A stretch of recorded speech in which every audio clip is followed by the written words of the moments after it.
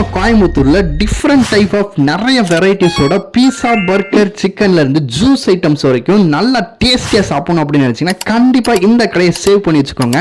இங்க போனீங்க அப்படின்னாலே நீங்க என்ன சாப்பிடுறதுனே தெரியாது, அந்த அளவுக்கு நிறைய வெரைட்டிஸ் வச்சிருப்பாங்க.